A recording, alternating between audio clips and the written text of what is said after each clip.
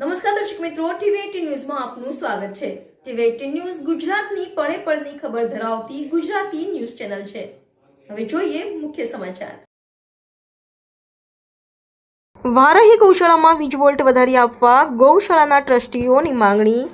એક ટ્રાન્સફોર્મરનું 2 વખત deposit માંગતું UGVCL ગૌશાળાના ટ્રસ્ટીઓ દ્વારા 6 મહિનાથી વારંવાર રજૂઆત કરવા છતાં પણ વીજ વોલ્ટ વધારી આપવામાં આવતો નથી। ગૌશાળા ચલાવવા માટે ગૌસેવકો ગૌપ્રેમી દાતાઓ પાસે ફંડ લઈ માંડ ગૌશાળા ચલાવીએ છીએ અને 2 વખત ડિપોઝિટો માંગે ક્યાંથી લાવીએ? નરપતસિંહ વાઘેલા। પાટણ જિલ્લાના સાંતલપુર તાલુકાના વારાહી ખાતે જિલ્લાની સૌથી મોટી ગૌશાળા આવેલી છે। આ ગૌશાળા 100 વીઘા જમીનમાં ફેલાયેલી છે। આ ગૌશાળામાં 6600 જેટલી ગાયોની સેવા કરવામાં આવી રહી છે। અહીં કટર મશીન, પાણીનો બોર, મિક્સર મશીન જેવા ઇલેક્ટ્રિક મશીનોનો ઉપયોગ કરવામાં આવી રહ્યો છે। ત્યારે વીજ વોલ્ટ પૂરતો મળતો ન હોવાથી મશીનો બંધ થઈ જાય છે। વારાહી ખાતે 2015માં હાઈવે ઉપર ગૌશાળા ચાલુ કરવામાં આવી હતી। તે સમયે 100 વોલ્ટના ટ્રાન્સફોર્મરની માંગણી કરી હતી, પણ યુજીવીસીએલે તાનાશાહીને કારણે 60 વોલ્ટનું ટ્રાન્સફોર્મર આપવામાં આવ્યું હતું। તે સમયે પણ ગૌશાળા દ્વારા અંદાજે 1 લાખ રૂપિયા જેટલી ડિપોઝિટ ભરવામાં આવી હતી।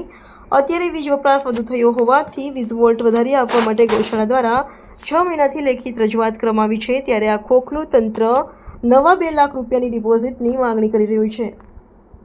એક ટ્રાન્સફોર્મની 2 વખત ડિપોઝિટ માંગવામાં આવે તો ગૌશાળાઓ ક્યાંથી લાવે? ગૌશાળાના ટ્રસ્ટી વાઘેલાએ જણાવ્યું કે જે તે સમયે અમે ડિપોઝિટ ભરી હતી ત્યારે અમે વોલ્ટ વધારવા માટે વારંવાર માંગણી કરીએ છીએ, તો બીજી નવી 2 લાખ રૂપિયાની ડિપોઝિટ માંગી રહ્યા છીએ। અમે લોકોના સહયોગથી ગૌશાળા ચલાવી રહ્યા છીએ, તો 2 લાખ રૂપિયા ડિપોઝિટ ક્યાંથી લાવી?